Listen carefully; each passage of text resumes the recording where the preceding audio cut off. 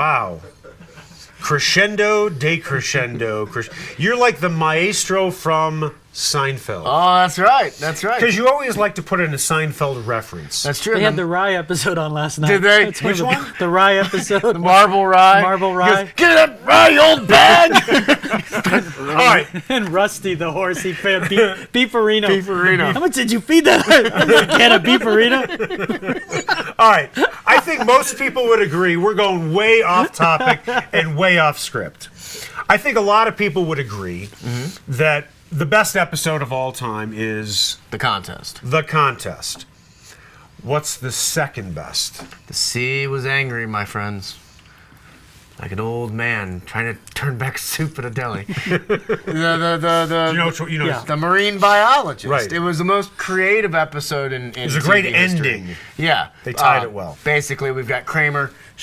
Everyone's seen the stupid episode. But that was the best part when he pulled, and I reached into it and I pulled this out. And Kramer's like, is that a Titleist? One of my favorite ones, and no one ever. That was well written. Oh, it was genius. One of my favorite ones that no one talks about is where George has a new girlfriend and she has like a 10-year-old, and it's the fire. Yeah, that was a great one. They're having a birthday party. He's pushing the kids out Yeah, of the way. they're having a birthday party in an apartment, and there's a clown there, and all of a sudden there's a fire, and like you said, George, instead of like helping the people, Right. so Jerry's talking to him about the fire the next day at the coffee shop, and George is saying basically, you know what?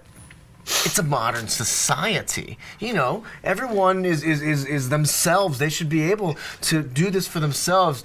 And Jerry goes, so you feel, George, that the idea of women and children first is an antiquated notion? He goes, yes, I do. He goes, I'm sure once your girlfriend gets released from the burn center, she'll agree with you. All right, I'm going to go with my favorite because I think, every Seinfeld episode usually has about 3 vignettes in it. 3 different storylines. Yeah. Okay.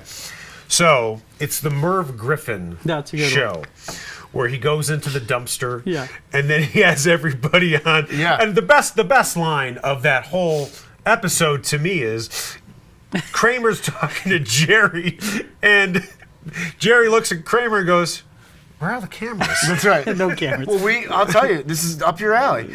We had the actor who played Kenny Banya on a radio show with Nate Kreckman and I. We asked him his favorite episodes. Right. He said Eric Goodman-esque, The Contest, and Merv Griffin. And the Merv also in that Merv Griffin episode was when George hit the squirrel.